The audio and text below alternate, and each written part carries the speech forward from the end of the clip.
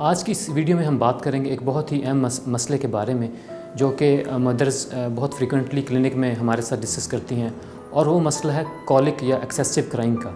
अक्सर जो बच्चे हम क्लिनिक में देखते हैं, माएँ ये कंप्लेंट करती हैं कि बच्चा बहुत ज़्यादा रो रहा है और इसको कॉलिक है, और अक्सर बच्चे ऑलरेडी कॉलिक ड्रॉप्स पे उन्होंने शुरू करवा चुके होते हैं, पेरेंट्स जो हैं। तो इसमें मैं डिस्कस ये करना चाहूँगा कि जो क्राइंग है न्यूबॉर्न बेबीज़ के अंदर, ये एक नॉर्मल बिहेवियर है, और जो न्यूबॉर्न बेबीज़ हैं उनका कम्युनिकेशन का इसके अलावा और कोई ज़रिया नहीं है। वो जब अपने पेरेंट्स के साथ कम्युनिकेट करते हैं तो यही एक उनका वे ऑफ कम्युनिकेशन है कि वो क्राई करते हैं। तो जब बच्चे क्राई कर रहे हों तो हमेशा इसका मतलब ये नहीं है कि उनको कॉलिक है या उनको कॉलिक ड्रॉप्स की ज़रूरत है। कॉलिक जो है वो बाय डेफिनेशन अगर हम मेडिकली उसको देखें तो हम उन बच्चों में कहते हैं जो कि दिन में कम से कम 3 घंटे से ज़्यादा क्राई कर रहे हों और हफ्ते में 3 या इससे ज़्यादा दफ़ा इस तरह हो रहा हो। तो अक्सर जो बच्चे हैं वो नॉर्मली जो क्राई करते हैं पहले 6 वीक्स में 1 से 2 घंटे नॉर्मल क्राइंग है, ये एक नॉर्मल बिहेवियर है। और 6 वीक्स और 12 वीक्स के बाद अमूमन बच्चे 1 से 1.5 घंटा जो है वो क्राई करते हैं, और ये अगेन एक नॉर्मल बिहेवियर है। 2 कॉमन रीज़न जो बच्चे क्राई करते हैं उसमें सबसे कॉमन रीज़न ये है, पहला रीज़न कि उन्हें भूख लगी हुई है या उनको फीड की ज़रूरत है, इसलिए वो क्राई कर रहे हैं। दूसरा जो कॉमन रीज़न है कि बच्चे क्राई कर रहे होते हैं वो ये है कि उनकी जो नैपी है वो चेंज होने वाली है। अगर ये 2 बातें नहीं हैं, जैसे आपने बच्चे को फीड करवा दिया है,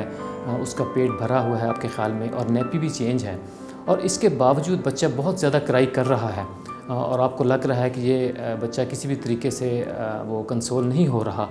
तो उसमें फिर ज़रूरी है कि उस स्टेज पे आप उसको एक पीडियाट्रिशियन को दिखाएं,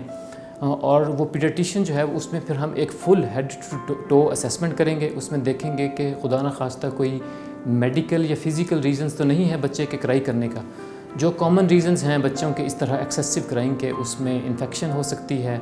कोई रैश हो सकता है, कोई नेपी रैश हो सकता है, और बहुत रेयर केसेस में कुछ मिल्क एलर्जीज़ हैं जिनकी वजह से बच्चे बहुत ज़्यादा क्राई कर रहे होते हैं। अगर कोई फ़िज़िकल या मेडिकल रीज़न नहीं है तो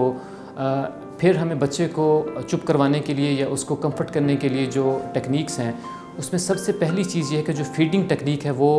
उसको देखना चाहिए। स्पेशली अगर बॉटल फीड बच्चे कर रहे हों तो कई दफ़ा वो फीडर के साथ बहुत ज़्यादा एयर अंदर जा रही होती है, जिसकी वजह से बच्चे के अंदर गैस हो जाती है और उसकी वजह से बच्चे क्राई कर रहे होते हैं। तो कोशिश करें कि जब फीड करवाएं बॉटल के साथ तो बॉटल को इस तरीके से रखें कि एयर साथ ना जाए।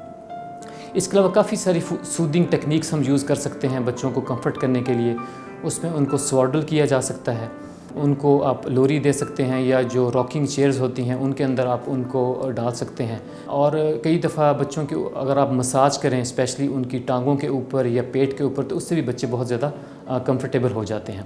अगर इन तमाम टेक्निक्स के बावजूद बच्चे क्राई कर रहे हों तो फिर जो पीडियाट्रिशियंस हैं आप उनसे कंसल्ट करें, और उन केसेस में हम कई दफ़ा कुछ कॉलिक ड्रॉप्स या जो प्रोबायोटिक ड्रॉप्स हैं वो यूज़ कर सकते हैं। लेकिन अगेन जो एविडेंस है वो यही है कि अगर आप ये ड्रॉप्स यूज़ करें या ना करें, अमूमन कॉलिक का दर्द जो है वो खुद ही ठीक हो जाता है। जो इसकी नेचुरल हिस्ट्री है कॉलिक की या एक्सेसिव क्राइंग की, वो यही है कि जब बच्चे 3 महीने के होते हैं तो तमाम जो बच्चे हैं वो इस बीमारी से जो है वो निकल जाते हैं, और ये प्रॉब्लम जो है वो 3 मंथ्स की एज के बाद दोबारा नहीं होता।